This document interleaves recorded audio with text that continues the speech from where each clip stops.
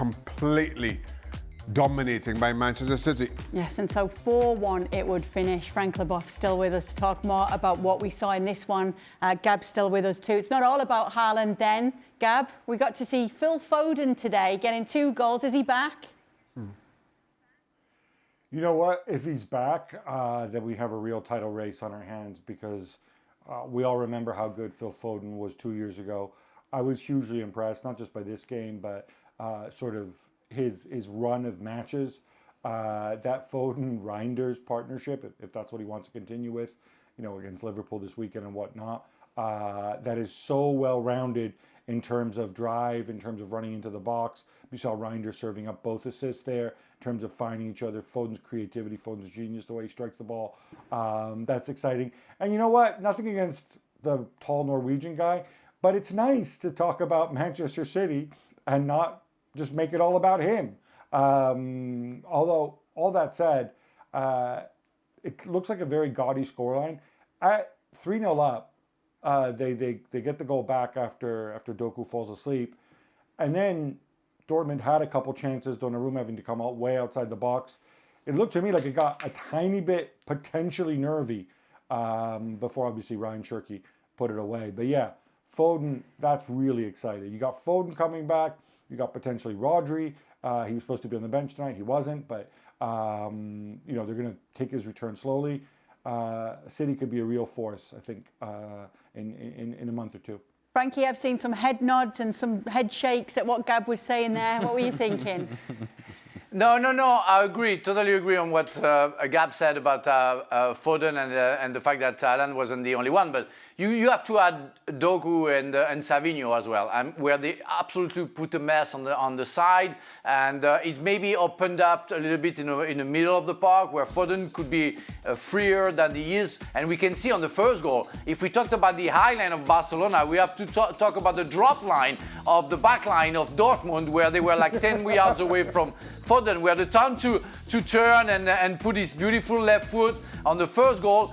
And well, the second goal was absolutely beautiful, but because he had to be fast. And I want to think that Foden is back to his best. But because of the tactic that Guardiola was able to put, where you don't play tiki-taka, you don't turn around, you have player on the side, Doku, Savinho able to turn on, take on players and go a little bit faster than the other ones, and that's, I think, for me, makes the difference on what we used to see, and that's that boring tiki-taka that we used to see with Manchester City. Do you agree with what Gab said, that if Foden is back here, then City are a problem? I think City will be a problem anyway. I think we've all said at various points during the last week or two at least that this is Arsenal's title to lose, right? They are easily the best team in the league, certainly at the moment. Now, the big question comes around Manchester City, which version of City will show up for the remainder of this season. And we've seen in the good version of Manchester City of 2 or 3 years ago, the kinds of runs that they can put together in the second half of the season. Now, if City can all of a sudden rediscover that form and kind of run the table as they've done just about, it puts a lot of pressure on Arsenal, certainly in the second half of the season. Ali alluded to it yesterday.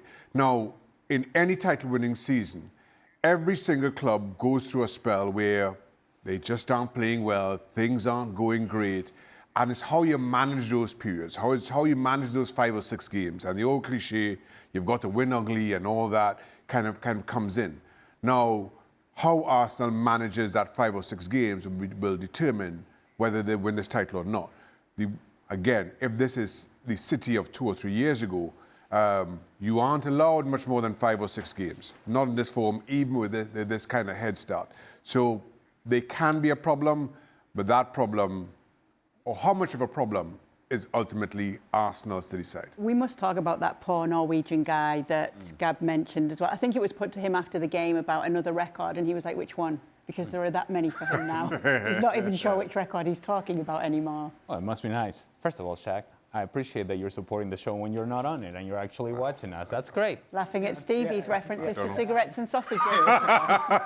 You mean Dr. Nichols? Look, as it pertains to Erling Haaland, when that ball was being crossed from the left-hand side from Doku, and he goes through the defenders and Foden, and it's now you see the big strapping young man setting up with his left foot. You're like, well, there's only one outcome here, and it's him about to score a goal with the sort of power that he did. He, not now, but has been for a while, a certainty in front of goal.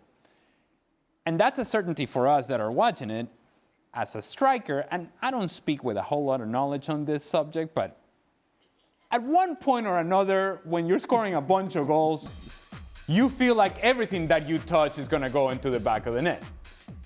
And what a place that has to be for Erling Haaland. That he now knows clearly and fully when he steps on the field, if he's given a chance, if he's played a ball through, if somebody's crossing the ball, more than likely he's going to score. That, I tell you, it is where you want to live, where you want to dream if you are a striker, and Erling Haaland is right there every single day. What a great place to be if you're Erling Haaland, and what a moment in your career if you're Erling Haaland. And if you're him, all you want to do is keep playing, baby. Let's keep playing, let's keep scoring goals, let's keep putting balls in front of me because I'm going to score.